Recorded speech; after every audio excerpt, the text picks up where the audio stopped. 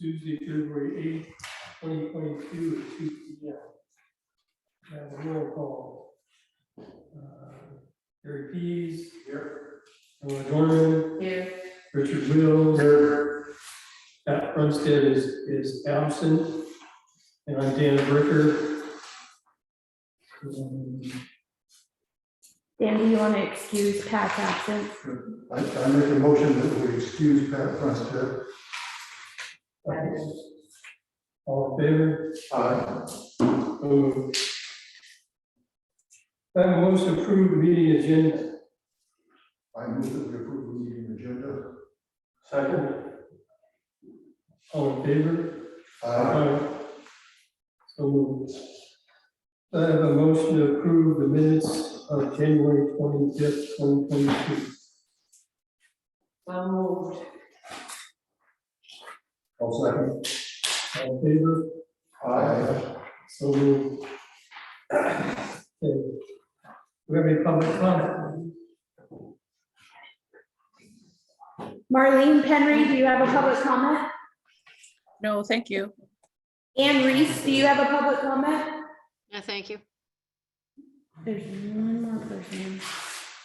There's a phone number ending in 9529. Do you have a public comment?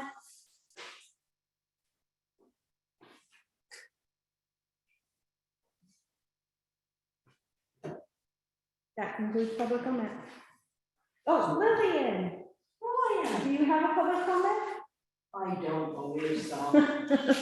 So I have a comment before we get started, and I have issues trying to hear some words anyway, and the sound just ricochets around here. So I please ask everybody to speak slowly and distinctly to help my hearing deficiency. Thank you. Okay, we're on the B1 zone camping. And I thought, did everybody got the letter from the attorney? Yeah. I did not. Is there extra copies here? I have them. You can have that. I'll have that some stuff. Okay. And basically what it said was that we should, for rezoning, there should be conditional use permit instead. And I'm not exactly sure how conditional use permits work. So that's not good.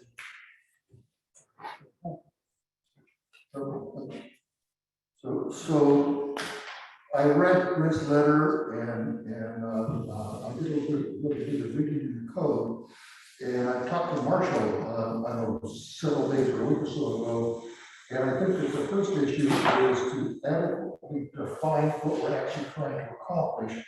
And I think what we're trying to accomplish is to allow temporary construction housing, and especially the B1 zone, but I think perhaps in all construction zones. And if I adequately define the issue, and that's my first question. Have we, is that actually the issue? No, I think first issue was on Mount Olympus. And then the second issue was camping during construction. The ones on Mount Olympus was camping all the time, they could. Yeah, that's correct. That was camping in general in a business zone, which is prohibited. And I don't believe that this discussion or this action is to try to allow camping. When I say camping, I mean recreational camping in the business districts. I think the discussion was framed around whether we were going to try to restate in the business districts the ability for temporary construction housing, whether that be in an RV or what have you. But to keep that distinct so that we're not promoting or allowing a recreational activity in a business zone, but a function of security and temporary housing, which there seems to be a lack of within the community for construction activities, the construction workers themselves. Yeah, I agree with what you're saying, but our first task is given to that section of Mount Olympus where the mayor brought up that he's got an issue because they have. Yeah, that's a B1 zone. And it's a business, a district where a guy was camping recreationally and he's been permitted to do that for, I think he said going back to 2015. 2005. Okay, so there's a long history of him being allowed to do that in a zone that would prohibit that. But he now has a permit that's getting ready to come out of the building department, and he wants to actively start building on his project, and would like, I think the question that the mayor was asking is there a way for us to roll this into that? And transition him from recreational camping to camping for the purpose of security and temporary housing. Eleanor? I want to clarify one point first.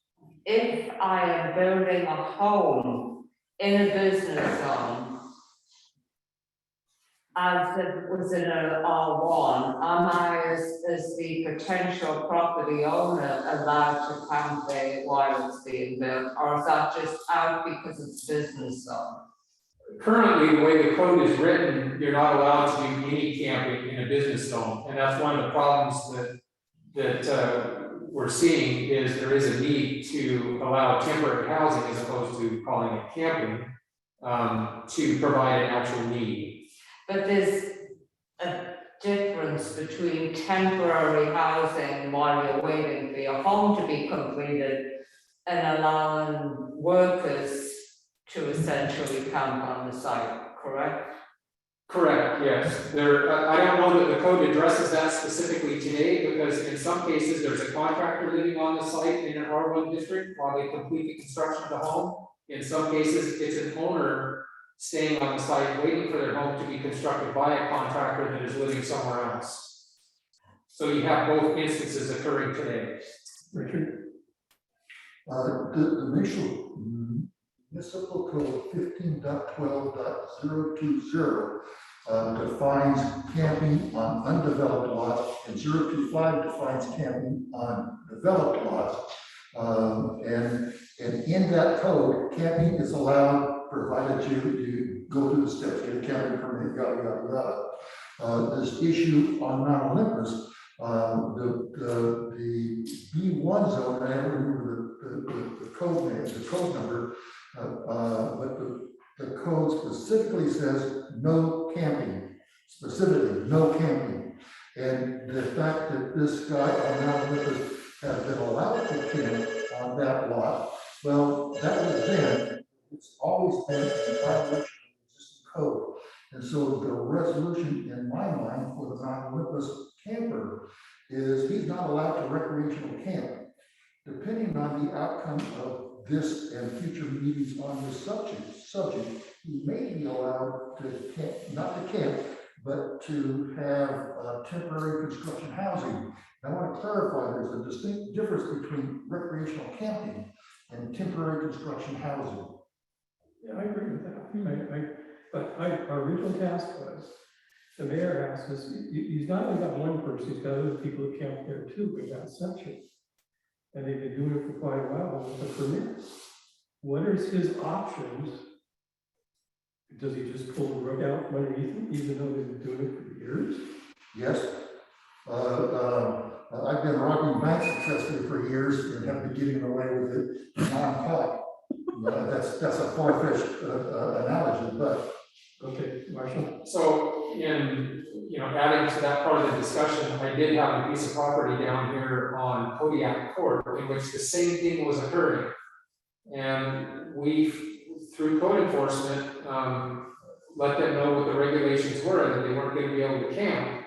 And so they actually went to the expense and effort of selling that property and buying another property in an R1 area where they were allowed to camp. So I find it kind of a slippery slope because I asked that exact same question during that time, is there a way that we can allow them to do this? Because they bought the lot as a camping lot, we permitted it as a camping lot. They installed RV facilities under city permits. And we still required that they abandon the lot as a camping lot and go somewhere else, and they did that. So to allow another group of people in a different area, exception to the enforcement action we took on Kodiak Court, doesn't appear to be fair. Oh, I agree with you. And I agree, his option, again, depending on the outcome of how this turns out, if he decides to build, then he gets what I'm gonna continue to call a temporary, construction housing permit. And then he can put up a temporary construction housing, which is in reality an RV style camper as defined in, again, 1512.010. And we don't need to redefine that, it's already defined. Okay, so, I was just gonna clarify, because I was kind of intimate in this one on Mount Olympus. But the one that you're talking about where they abandoned one property and bought another, they had no intentions of building or anything like that on the property that they were camping on originally. Those discussions never did come about. So I don't think the question is like whether you allow camping or whatever in the B1. It's specifically if somebody's planning on building a residential home in a B1, can they camp on it as somebody in an R1 would do for the, what is it, 180 days or something during the Yeah, permit process? and those parameters are yet to be defined by this discussion. I see a huge distinction between if I want to build a home in the business district, I think it's reasonable to ask for a temporary housing. I think you get into a real slippery slope when you allow the builder to house workers, whether you call it, safety from theft or whatever you want to call it. I think it's a whole different ballgame. And if you decide to do it, you have to have a whole different set of rules, like how many, who, how long. here, Yeah, I think, to almost put to bed the recreational camping in B1. My opinion is we don't want people camping in B1, B2 for recreational purposes. Right. We put that to bed. The real discussion, and I've written it out for everybody else, we have this discussion as a group, we need to vote on, are we going to allow intended owners only to have temporary construction housing on a permitted lot, or we're gonna allow construction workers to have temporary construction housing on a lot that's been permitted for construction? I mean, we'll make all of these distinctions as we write the code, but those are really the two things we're looking at. I think the group, I feel that I'm very confident as Eleanor is, I have no problem with a person who's the owner of the lot and pull the permit for construction, allowing that person to camp on that lot during construction. I am, in my mind, trying to figure out how I fall on allowing a construction worker who is not the owner of the lot. And I know we get into this whole spec home building and all this stuff, but allowing a construction worker to live there as temporary construction housing. I do know, having driven and ridden my bike all around this town, if we recommend not allowing that, it will have an impact. Because I know there's at least 20, if not more, trailers or RVs that clearly are not the future occupants. Because I see the guys going on a site of construction. So there will be a real impact if we say we're going to not allow that in the future. So, I think that we need a motion to put the B1 recreational camping to bed, or have we decided that the B1 camping is not allowed? B1 recreational camping is not allowed.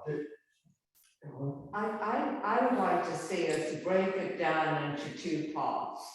I'd like to see us take a vote on, are we okay with allowing an owner building a residential home, taking temporary housing on that lot? Because I think that question is easy to answer.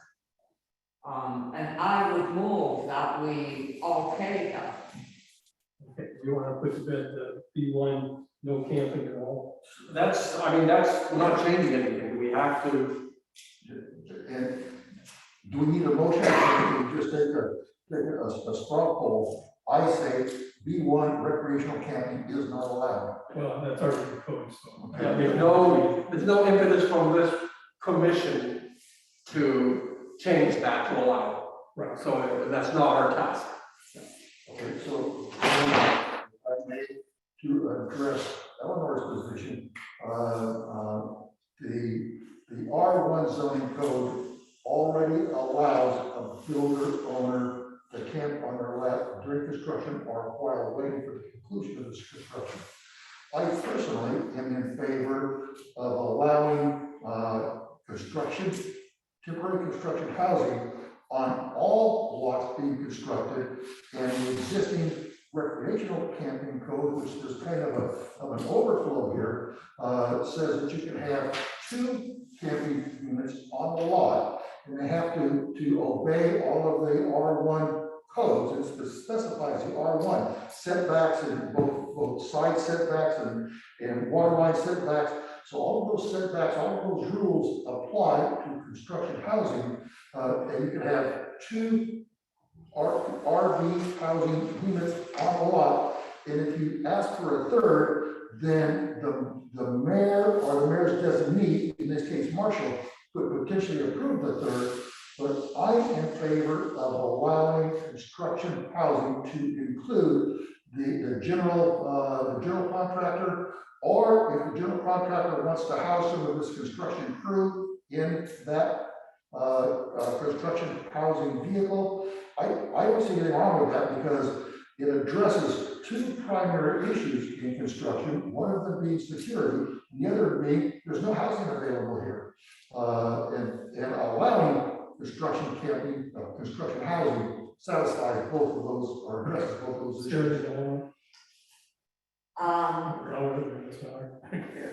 I would be in favor of allowing the temporary housing to build an R1 home to the owner, with a caveat of only 1 RV vehicle on the lot. It doesn't open it up to what we now have in single family residential area, where you can have 2 mobiles and a tent. I think that is a big mistake if we expand it to that. I think temporary housing to build a home means a temporary house, not turning it into a camping lot. Sarah? I apologize for the interjection, but we've passed the point of public comment period for the planning commission, but you do have a citizen that has their hand raised. Do you guys want to entertain a public comment at this time? No. Okay, So I disagree with Eleanor, but I'll let somebody else speak, and then when it's appropriate, I will speak more on why I disagree. Let me ask you a question. This is for Marshall. We've got a lot of manufactured homes come in. How did we define their construction? Because you see these pads going in, and then the manufacturer might be in 2 weeks, it might be in 2 months, it might be 2 years. So are you asking about what the potential timeframes for this? Yeah, type of what- housing? 6 months, isn't it? Well, Could current they, code, you could, if you start your project at the right time of year, use the camping regulations to where you finish up with your maximum allowed time at the end of 1 year, you would get the other 90 days at the beginning of the next year. You could be up to, I believe, 9 months or maybe a year. next it would be 3 months 1 year, 3 months the next year, and then And then another plus the- 180 days after that. Right. so it wouldn't be considered construction at that point, you only considered it after.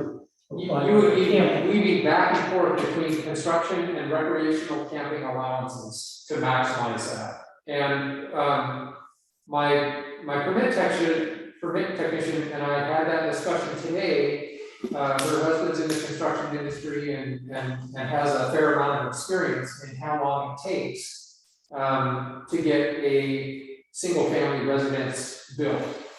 If it's an owner build, her opinion was that most owners building their own homes range in the area of 3 years from start to finish.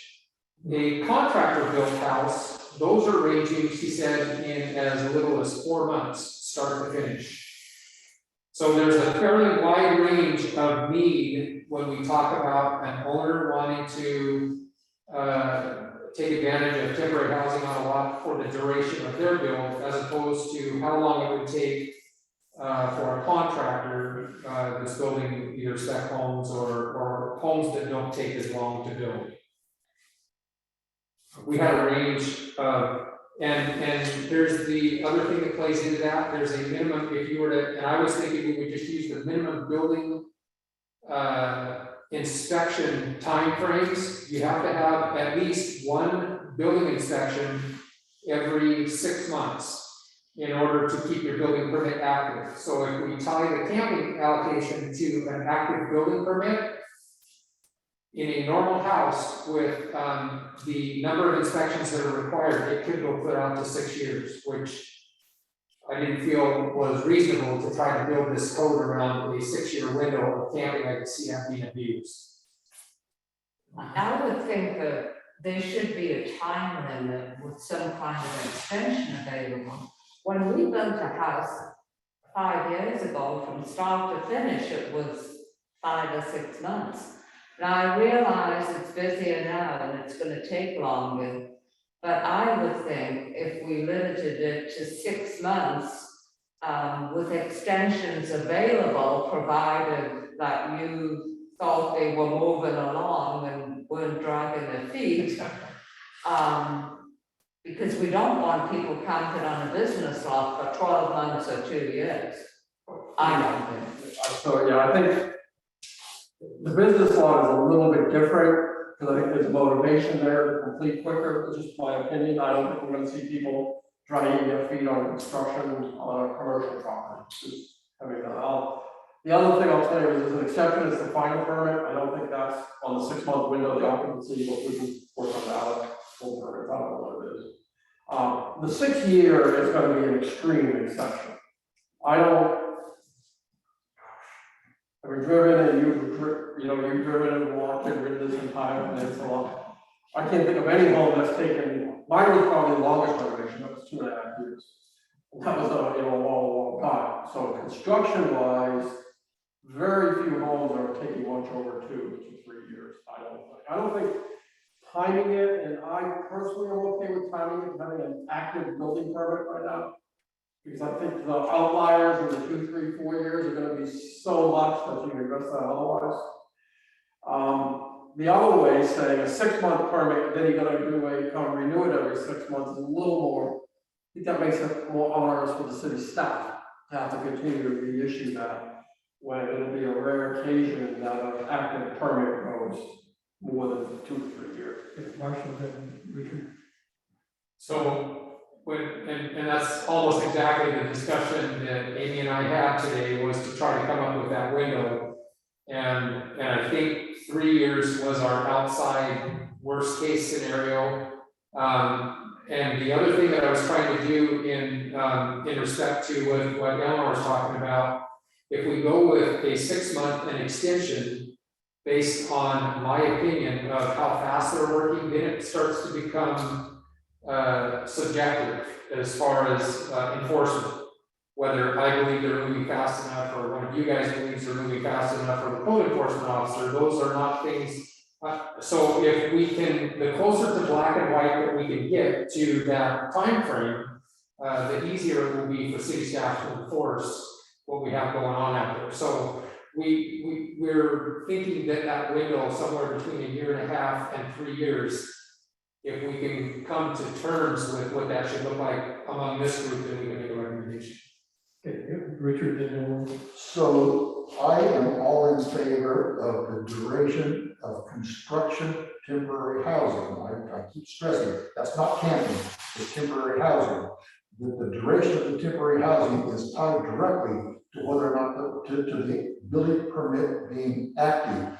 And there are stages already outlined in the code about what constitutes an active building permit. And if there's no progress made in X amount of time, then Marshall determines that's not that the construction is no longer active, and that permit gets, I don't know, it changes its status for active somehow. So I think as long as the building permit is active, and the definition of active is from the time that the permit is approved, I think until the occupancy permit is issued. And that's the active time frame. And whether that's 3 months or 6 months, or in extreme case, 2 years or even 3 years, if they're making active progress, we don't have to rewrite any code. That code's already defined.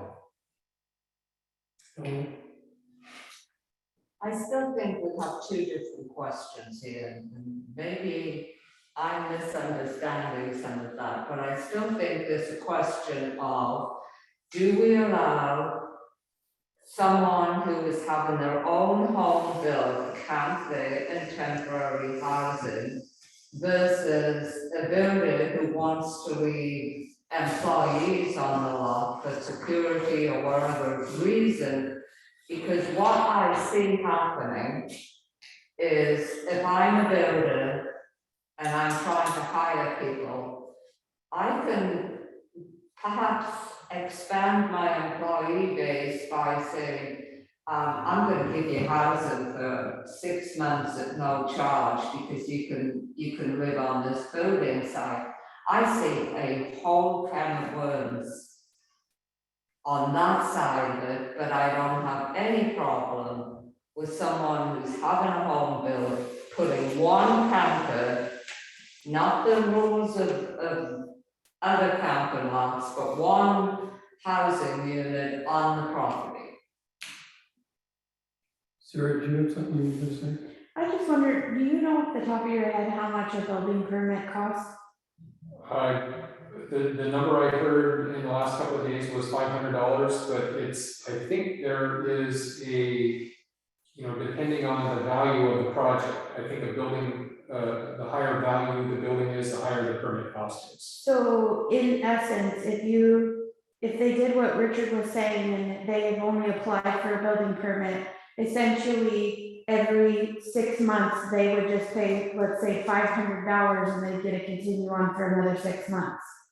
If you don't have any provisions other than that, because at that point, they have an active building permit for $500 and they can stay on that property not doing anything. There has to be construction progress has to be evident. But that's what he's saying is that would be subjective. No, it's, well, you get a checklist, says these are the inspections you must have done. And they're done in a logical, they're done in a construction sequence. Right. And if you don't get an inspection every 6 months, your project is considered inactive. Right. I believe there may be an exception to final occupancy, but that's neither here nor there, because you're just about, Right. So having full permits on my work, I know that you have to start within a certain amount of time. Yeah. And that's like 9 months, it's more, not 6. You know, From the time you're issued your permit, you have to start the permit in process. You start building within 9 months for the permit. something like that. Okay. I mean, that to be the case. I've got one, I can pull it, but then from there, they do say you have to, and the inspector told, mine usually, mine are renovations. So far, most all of this discussion has revolved around residential type construction. And I think that we need to, at some point, discuss both residential and business construction. And personally, I'm in favor of allowing construction housing in both residential and business construction. And I disagree with Eleanor, the existing codes allow me to have 2 recreational type vehicles on my lot. Why would we change that? In a recreational permitted area, but if it's not a recreational permitted area, why are we giving them an excuse to turn the business area camping lot. We're not giving them that excuse, I think that's you simply are. not happening. As Gary just explained, that they have to follow the steps to keep their building permit active. And if they fall off of that, if they don't comply with those steps, then their permit is no longer active. And then there would be a caveat about, you're gaming the system and we're not gonna allow that. And I don't know exactly what that would be. Okay. And the I'm more question- than reading. Can I go? You go. The question was, are we going to allow somebody to reside on a lot while they're building a home? The question wasn't, should we give them all of the benefits of a camping lot or a lot that's being used for camping? That was not the question. So why are we expanding it? I have a quick question. Is the allowance today in an R1 lot for a temporary housing vehicle, 1 or 2, does anybody know? Is 2.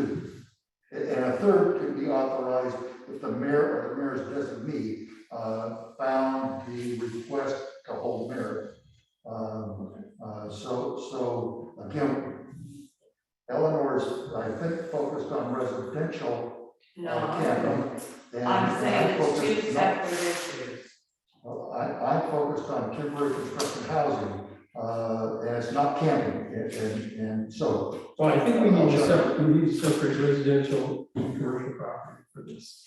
And once we come agreement on residential, then we come up with business property. But the question for Marshall is, when they do this, they have this temporary housing, when they come in to the camp, whether it be built. Do they have to have sewer and water? I believe so.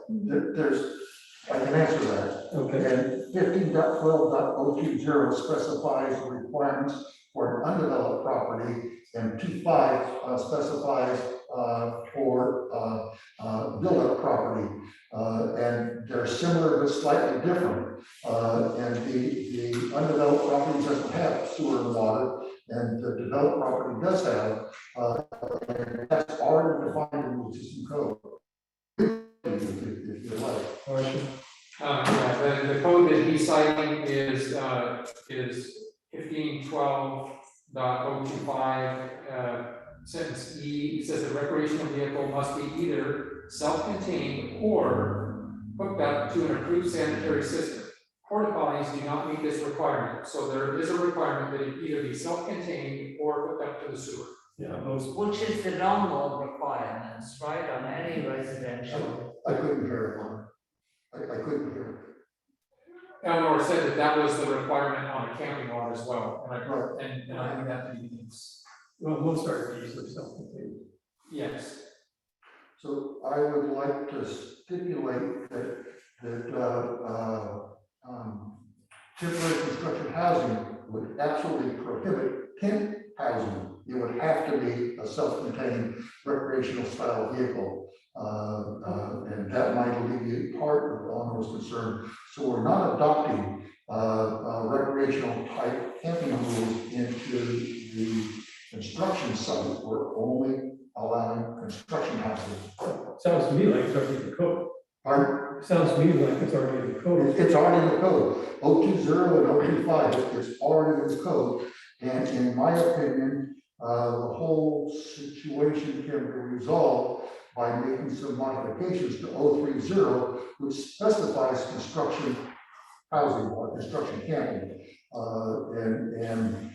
I think that the whole discussion can be resolved without changing any of the code except modifying 15.12.030. And it's a 5-paragraph, it's 5 sentences long. Okay, we're going in circles, so. The question is, it's already, the homeowner can already do that. The question is, in a residential area, will it be allowed for construction workers to bring in their RVs? And that's where we have the disagreement. So I would like to make a motion. And my motion is that construction housing applies to both applies to both residential zones and business zones. and it's construction housing, not camping. And so the construction housing applies or is permitted in both residential zones, which is already permitted by the code, and in business zone, B1, B2, and B3. Or, Is there some way to specify, because they're allowed to do that in the business zone, it doesn't mean they can have multiple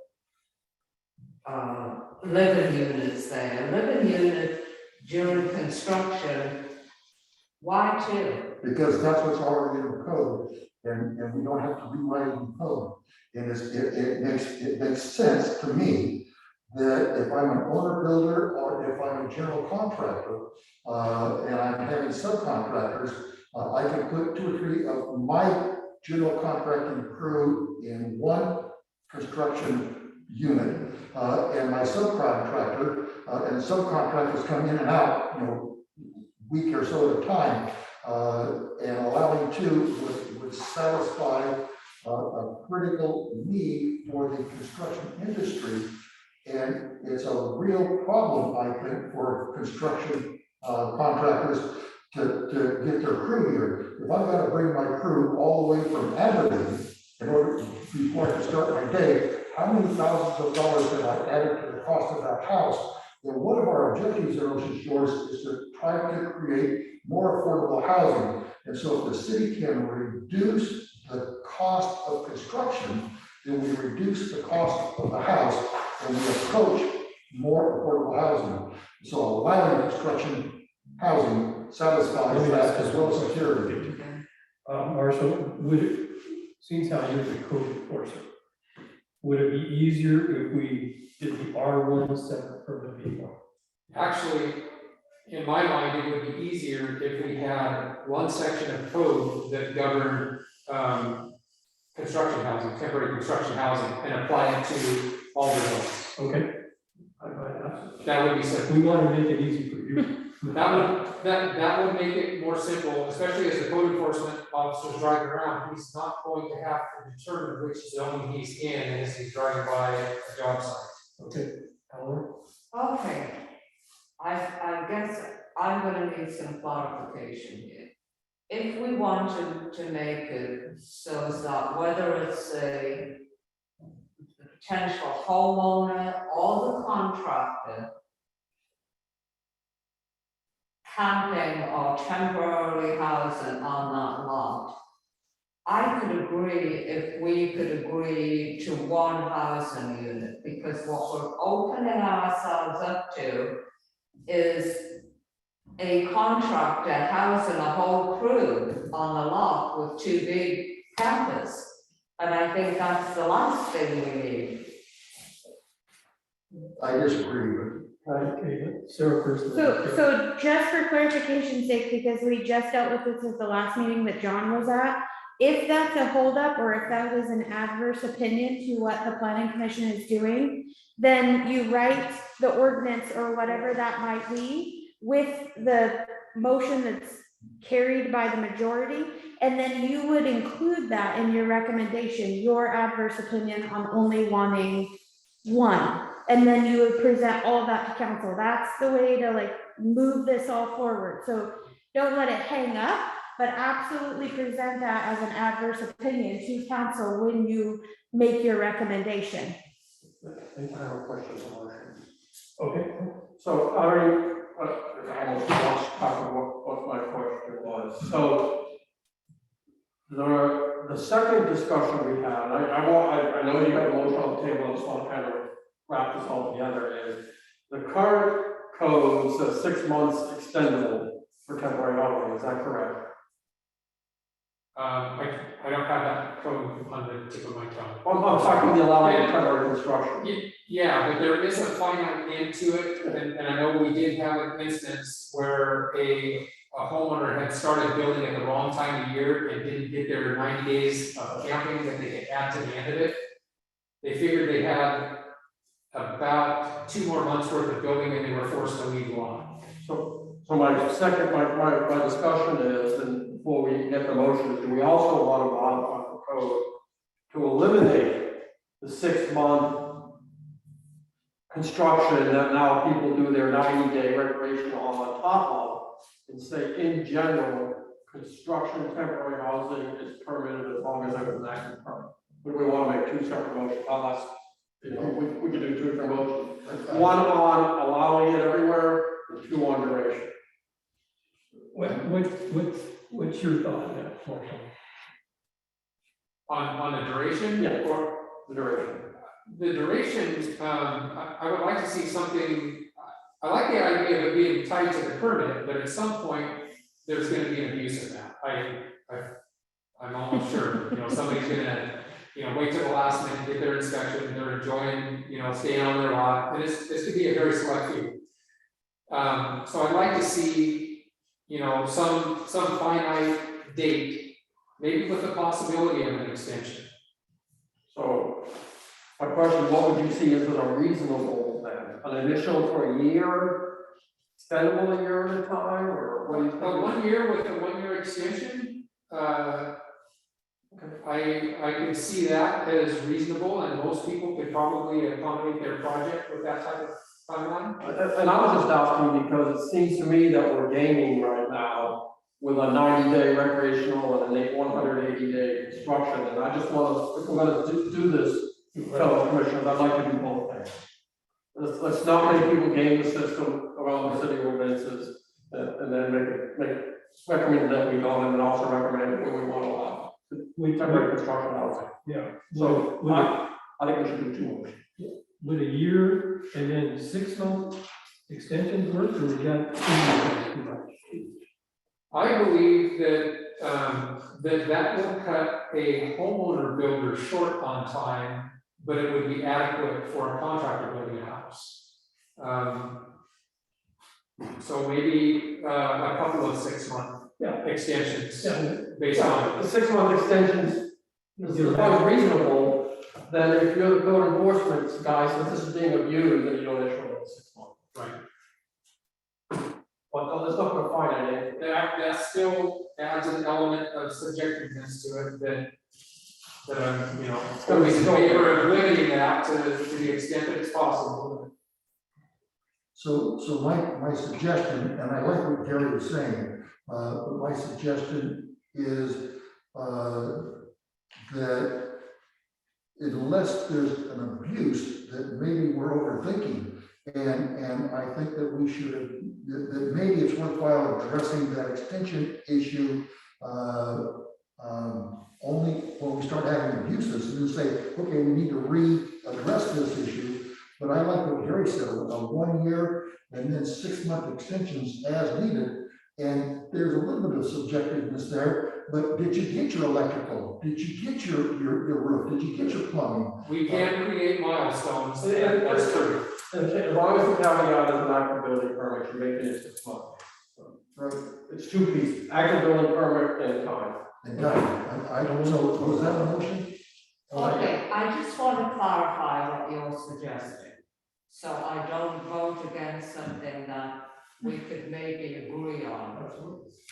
I could agree on both a construction crew and a potential homeowner living on the lot in a business district if we would limit it to 1 home, so we don't end up with 2 big trailers and 2 big construction crews living on a site for 12 months or 2 years.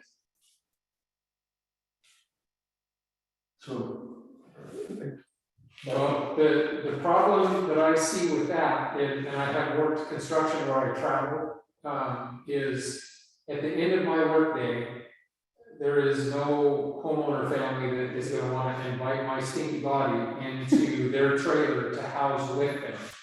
So to be able to separate a work crew who's gonna live a little different lifestyle than a homeowner who's probably gonna be, you know, more put together at the end of the day than a contractor. I see that as a problem, trying to blend those 2 lifestyles at the end of the day when everybody's wanting to go to bed. Yeah, the other thing is, because you say the homeowner, but then that extends to family. And I've got a situation around me where everybody's a family member that stays there. Isn't that funny? Yeah. Everybody's a family. That's the abuse that was nice Yeah, to and control. so that gets, and that's something that's really hard to enforce. So my question is, Richard, are you willing to modify that to one No, unit? Okay. no, I am stuck on, as Marshall just pointed out, there's ample reasons why there should be 2 units allowed. One, it's already in code, and two, as Marshall just pointed out, the overlap between the construction worker lifestyle and the homeowner lifestyle is so radical, that we're limiting the construction housing ability, we're limiting the scope. And I go back to what Sarah said, depending on what we approve, the dissenting opinion should absolutely be enumerated in the document. And then it's a city council decision, because we're not actually writing any code, we're suggesting some changes to code, and the city council will actually discuss and approve one way or the other. And so, as I wrap up, Jerry, did you actually make a motion to jump? We still have your motion standing. Can I restate your motion? Yes, please. Basically, Commissioner Wells was that we allow construction housing in accordance with the current code to occur in both residential and business zones. I'm second that motion. Any further discussion? All in favor? Aye. May I ask Ellen, we will record your objection if you would like that. No. You do not want your objection recorded? I just don't like the possibility of what you end up with, number one, you could end up with the homeowner and a crew of workers and, on one lot, and mayhem will sooner or later erupt. I just think it's a big mistake, so. But again, you do not want that recorded in the minutes, sir. So, You can record in the minutes anything, I'm gonna write an opinion to go with Yeah, it. should to the right opinion. That's another thing I want to mention about the minutes. We need to keep the minutes to the general discussion and not what was said. Got it. I got that, so one of the things to address, what I think is part of Eleanor's concern, is that any of these temporary housing units, recreation style vehicles, they still have to obey all of the setbacks. And so the construction lot is only X big. And so depending on the size of the structure being built, that can create its own self-limiting issues. That's just a thought. That depends on where you live. I can tell you on the lot I live on, I could probably have lined up 3 big trailers on that lot. So, you have to be careful how you generalize what can and cannot happen. Okay, any discussion? I have a second motion on the motion. Okay, I move that we suggest the city council amend the existing code such that temporary construction housing is allowed for 6 months, 1 year, extendable by 6 months, subject to an active building permit. I second that. quick question, only 1 6-month extension? 6-month extension, plural. Okay. You second that, any further discussion? All in favor? Aye. 3 yeses, 1 no. So what I would like to do, I gave a lot of thought to this, and I actually rewrote some my draft changes that I would like to put on the table for discussion. And I brought copies along that I have to stand out, because none of us can remember all of the details of all of that. And the first page of all of this is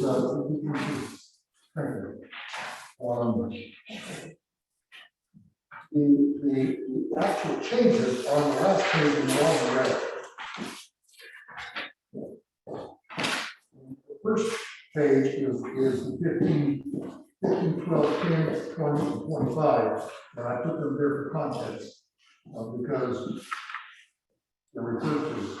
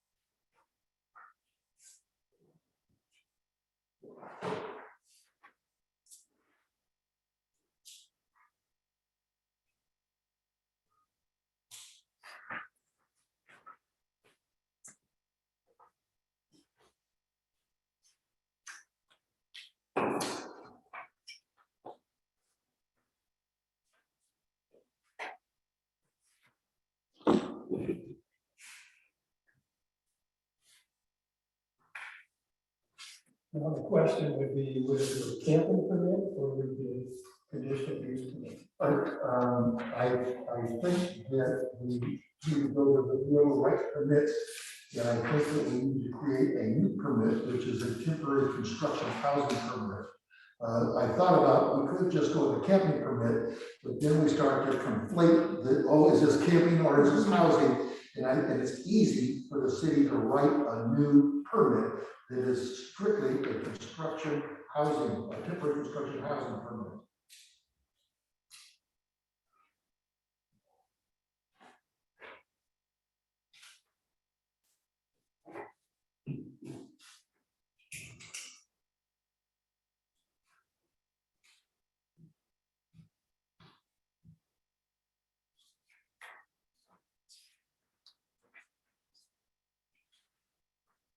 And the language I put in here, I am hoping, or suggesting that anybody who has changes, I've got my computer here and we can make the changes.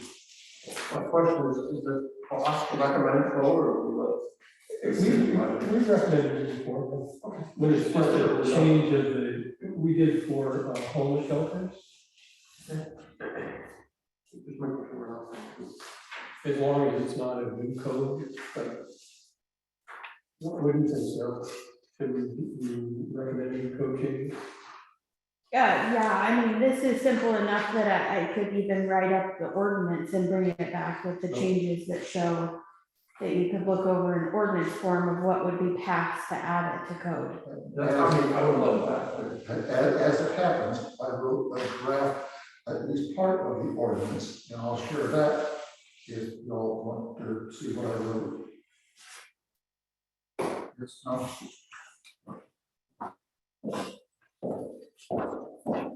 On the back, one side of this is the ordinance on the back side of the letter to the mayor. was being a little bit presumptuous, but because we don't have a screen that we can all share and work off of it one time. I said, I'm trying to facilitate because personally, I would like to send this up to the mayor sooner rather than later. And my hope is that we can reach a consensus and draft, the final draft, which I will then email to Dan, and Dan can then, send it on up to the mayor. But the final draft the draft will be finalized before we leave the room this afternoon, potentially.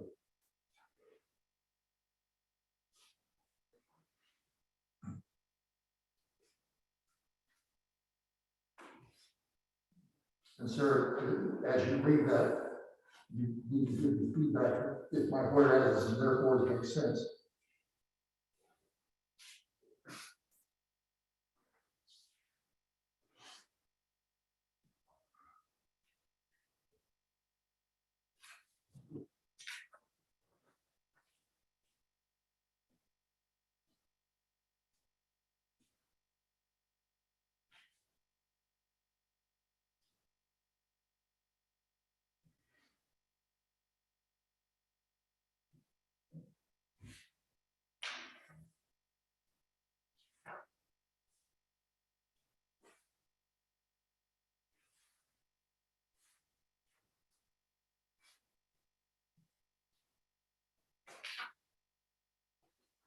So I think with this, like, and Marshall chime in, like, there's definitions that would need to be added to this, like, you can't just put in an ordinance, like, major renovation construction. What does that mean?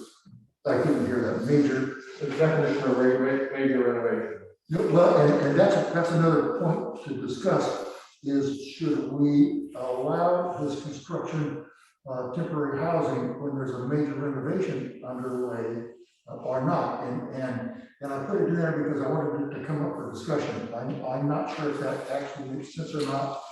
I'm thinking of the house across the street from the community club that was bashed by a big huge tree in the windstorm a year ago. And I think that would qualify as a major renovation. And so I don't know if that should be in there or not. I'm asking the other commissioners' opinion. I think that gets to be kind of a slippery slope in some ways. You know, that was a total destruction, it's not livable, but what about somebody who's doing, they've got the kitchen and they've got the bathroom and, you know, so where does the definition come in, what's major? And Dan, I actually agree with you. The other thought that I thought is, what about the Alex that's being renovated into a pizza place? That's a major renovation. And do we allow temporary construction housing for that type of a project? And Marshall, I'm especially interested in your opinion, using that as an example. I agree with you. I think it's a slippery slope and may not be worth it.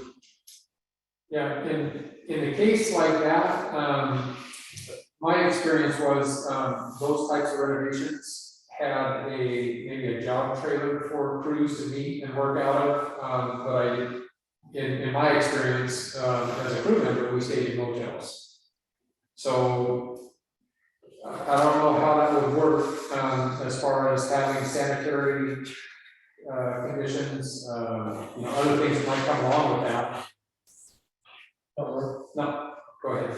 Usually, when you have a long-term thing, that house, I think it's been 2 years since the tree crashed down. Usually the insurance company will pay for a motel housing as part of the policy. And I do not disagree with anybody. I just put it in there to make sure that we have a discussion. And I think that the consensus is that renovation should not be included in construction housing. I offer one different opinion, but I'm not gonna follow myself on that. I've done 3 renovations, all of them 2 years in length.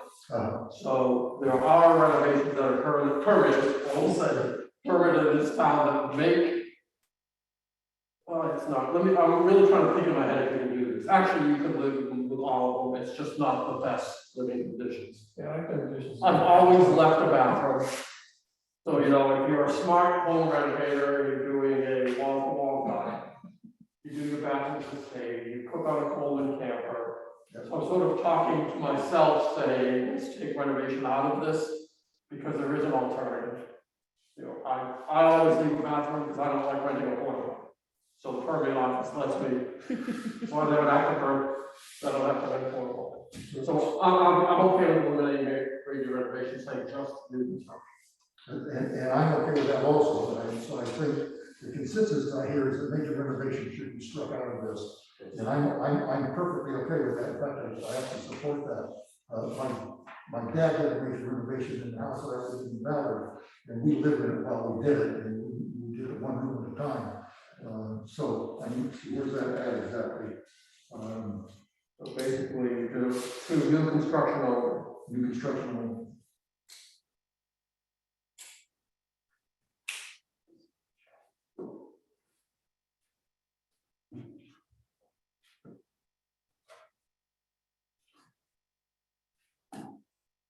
So this ordinance will apply, ordinance will apply to new construction only. Period. That's just one more change, just to again make this less interpretable. On the second line, down whereas you say site security and affordable construction through housing, let's just strike affordable, I'm good with that. unnecessary. Open to interpretation.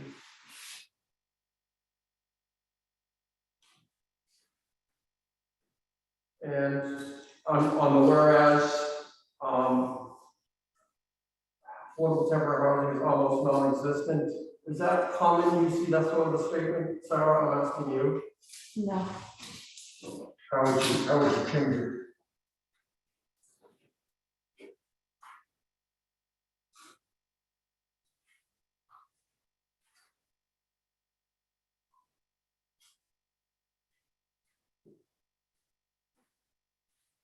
We could just give Sarah a shot of cleaning There's- this up. I have to like think on Yeah. words. I mean, the problem is with the Open Meeting Act, to allow this to sort of, if we're gonna try to draft the resolution, I, as a commissioner, be more comfortable with taking the time to do it right. If we're just gonna come up with two opinions and send it to the council, I'm okay with doing that today. Yeah, that's where I'm at. So I think if we're gonna try to. Well, the other alternative is I take this and vet the language and vet the things with Marshall, and then that be presented to you at the next meeting, and you can say yes, or also here's my adverse actions, because this isn't ordinance format, it doesn't, there's a lot more Right. legal stuff that goes in. So that would be worth doing, and then you could see what you would be recommending as, and then again, like with Eleanor, any adverse opinions or what have you, or suggestions, not adverse opinions, just suggestions that coincide with that decision. My question also was gonna be very quickly, Marshall, when you guys are talking about the extension, the list that are you going to still maybe go by a list and not make it so subjective, like, you know, because if there's a list that should be an exhibit of this ordinance. So that at any point you hand the ordinance, it references exhibit A, this is what the lead planner is gonna go off of, they're gonna go off of that exhibit. Well, what I'd like to do is consult with the building official and have him provide that list of required inspections and the timeframes that go along with those. That way, you know, we can attach But I think that. or make reference to that. Yeah, it's a standard, Yeah, it's a yellow piece of paper. Yeah. With check boxes and dates. Yeah. So I wrote this whereas sheet with two objectives in mind. And one was to give Sarah or whoever does in the city a heads up and actually crafting the ordinance that gets presented to council. And I think that this conveys the intent. And the other objective that I have is we agreed during the last meeting with the mayor that when we send our recommendation up, that we would give some background reason why we reached our conclusions. And I think that these whereases satisfy that requirement to inform the mayor. This is our thought process is why we reached this conclusion. But I'm perfectly happy with Sarah and the city actually writing the code that would accompany this 15-12-030. So then my question is what needs to be changed in 030? Does anything need to be changed in 030? And I need to put a caveat in paragraph A of 030, it is actually in red, and then I highlighted it because I added the 15-12-25, and so I wanted to, that's the change that I made. And the original 030 just says 15-12-20, so I added the R 15-12-25, but anyway, that's also in red in reality. Does anything on that need to be changed? Over. I have a question. So, correct me if I'm wrong, I'm assuming that you're going to allow these construction occupancy in all areas. In all areas. So I potentially could have 2 trailers and a crew of workers living next door to me for the next 12 months to 2 years. Right? If there's construction going on there and they're following the tenets of the ordinance, yes, but if it's an R1, if you're zoning an R1, you could potentially have, well, I see what you're getting at, because under the existing camping rules, it could only be there for, what is it? 90 days. 90 days. 90 days plus if they're doing construction, the 6 months. Right, so I see your concern. But I think that our existing noise and nuisance ordinances should keep that potential at a variable level. Yeah, and I've seen many situations where people complain, and it may not be about this particular thing, they complain to the police and they know where the complaint came from. And the next thing you know, your life is hell. I just think we're opening a huge can of worms here. Well, it's I don't have a spell organizer, I'm gonna shut up, I don't want to tell all this well.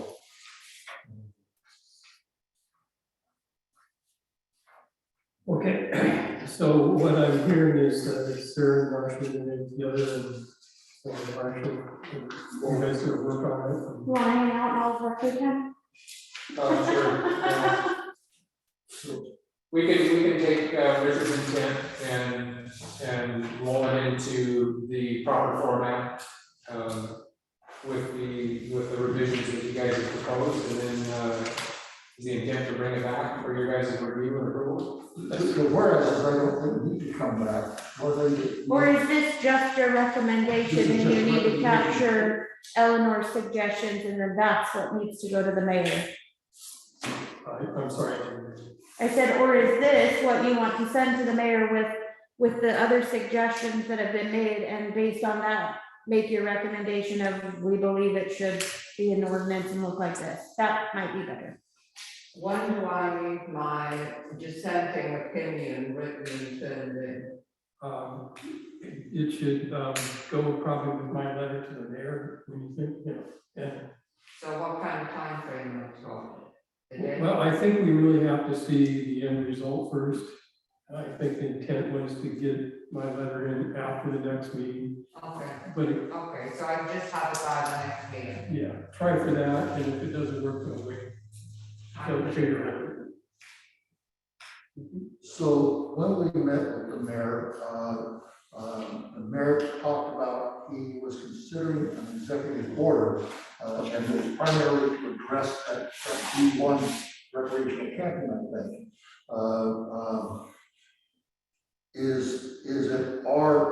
Are we in our lane if we write something up now that tells the mayor that we think that his idea of an executive order based on this 030 format is a good idea, but that executive order is separate than this regulation. Does that make sense? We're encouraging John to put out an executive order, just because I think this whole issue is a time-sensitive issue. Well, I don't feel comfortable asking Mary to executive. We're giving what we think our recommendations. Yeah, we give it a legal notice to follow. It should go through council. Okay, I just, okay. So, just so I'm clear in my mind, what I think that I'm hearing is that my revisions to 15-12-30 stand pretty much as written, and that Sarah and Marshall are going to draft up the ordinance, and I don't see any reason that the ordinance, that the draft of the ordinance needs to come back to the planning commission. That's city council business.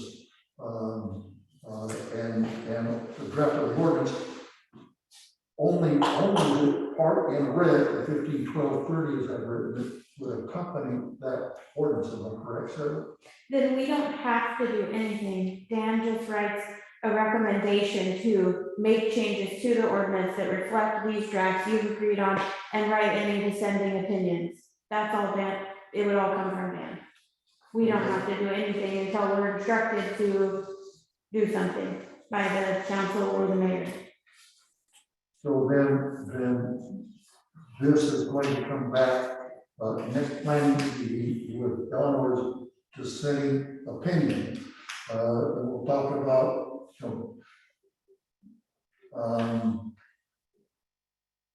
what do you need? How do we, the commissioners, facilitate your letter to the mayor, or does that wait entirely until next meeting? Until the next meeting, I'd like to see the final product kind of thing, quite right. So that's what I'm trying to define. What is the final product? Well, I'd like to see what the recommendations that Marshall and Sarah end up with, what we've given them. For the ordinance or the code or both. Well, Okay. And I think, I would really like to see Marshall and the building officials look at the code. Because the ordinance is politics, the code is government. Well, and ultimately, they're the ones that have to defend it. So what I'm saying is that the code, I would like to see whoever writes code and looks at code, take a look at that before the next meeting. So I'll, quite frankly, the temporary construction housing, permit and stuff like that is typically governed or, is covered by the building department, building and safety and, code enforcement. So I don't have a lot of interaction with this process until we get to a violation. Right, so that's why I like them to look at this. I would agree with that. So who's going to take this to I guess that.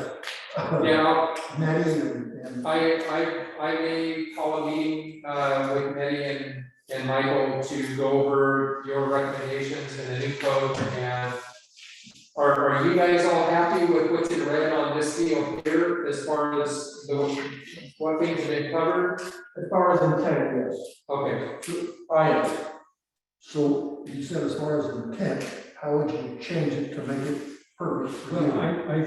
I think what, I'm speaking here, I'm sorry, but the intent is there, but does the building department have other Really ability? enforce it. So And we we're would give looking them for the these right, changes. and we give them the right tools. Yeah, okay. if the need of the intent needs to change, we'll bring that back as a recommendation. Absolutely. Perfect. Okay, seems that we're ahead of time. Want to see if we got any, Ellen, one more. I would like to just make some suggestions, and I don't know whether we can do this or request we can do this. But I see several issues that I don't think were ever resolved. For example, I'd like to clarify or clarification on this, you can't cover more than 40% of the lot with a dwelling.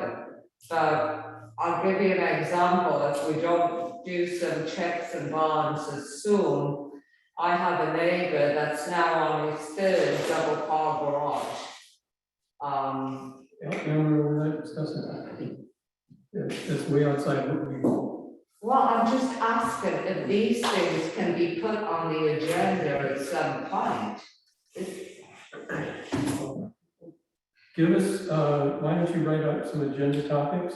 Because I usually go to the mayor and see if he wants us. Okay, I do have another one too, but I'll do that.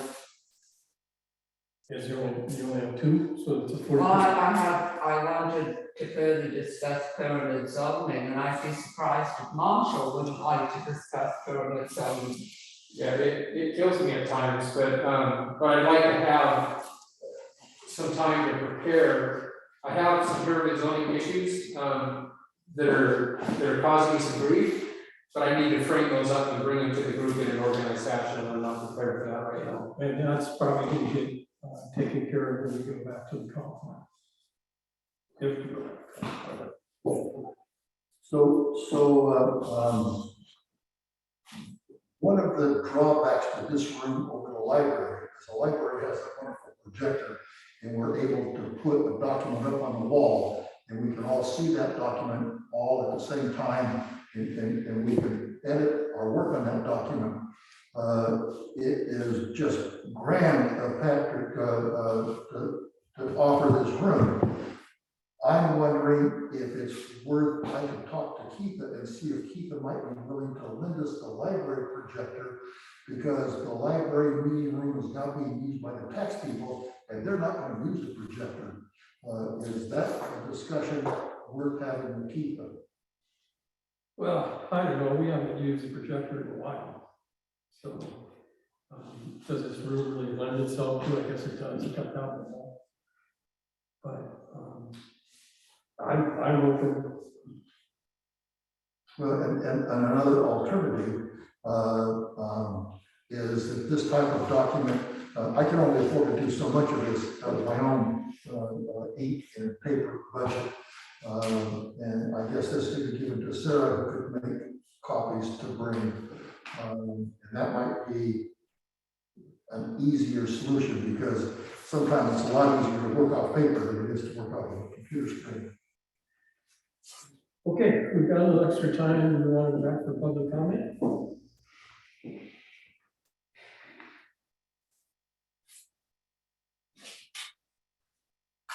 Anne Reese, do you have a public comment?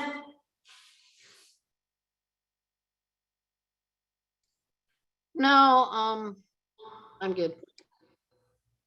Marlene Penry, do you have a public comment? No, thank you. Phone number ending in 9529, do you have a public comment?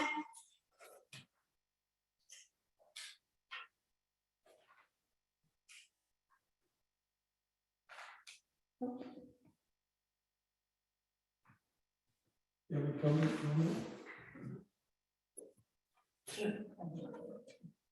Lillian. Yeah. You know, as I listen to all this, it seems like I identify with Eleanor's concern, because we had a house 2 streets down that was just a revolving construction housing house.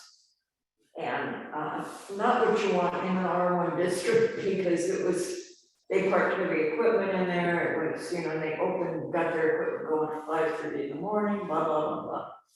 But what if we changed, instead of saying a maximum of 2 units, why not make it available for one owner for their observation and one construction RV? That was exactly my suggestion. Huh? That was my suggestion as well. Oh, we've already been told. But if you, no, maybe, excuse me.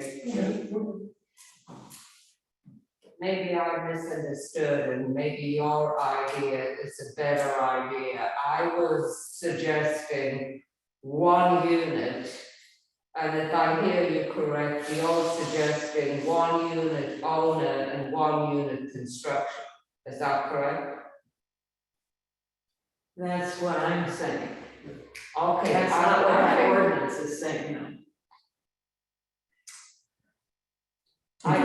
I'm thinking that that's agreeable because there's some kind of control there where there isn't if you just have construction. It's my perception that the vast majority of business construction is done by a general contractor and not by an owner builder. And that residential, that there's only a small percentage of residential construction that's actually done by a builder owner. So I think that is limiting the amount of available temporary housing. I hear what Lillian is saying. But if they're starting up their equipment at 5:30 in the morning, they're in violation of the noise ordinance. And that doesn't need to be addressed in temporary construction housing ordinance. I don't know for the life of me how we got from the question if should we be able, should someone be able to occupy the property in a trailer in a business zone during construction, to suddenly we're saying let's bring in construction crews. How did this get from step A to Z? In my mind, it's all part of the process. If I'm building a project, whether I'm building a residential home or business construction, and I've got to bring a crew from Aberdeen, that adds 2 hours plus to every one of my work days, and that drives the cost of construction up. And part of the benefit of this temporary construction housing is it potentially lowers the cost of the construction, which then lowers the cost of the housing, which makes affordable housing in the city more approachable, better. Okay, Eleanor, one last time. The question was not, should we provide affordable housing? I'm through with the discussion, sorry. Okay. Our next meeting is February 22nd, 2022 at 2 p.m. here. We'll assign Pat Rudstead to take the minutes. Do I have a motion to adjourn? So Second. So moved.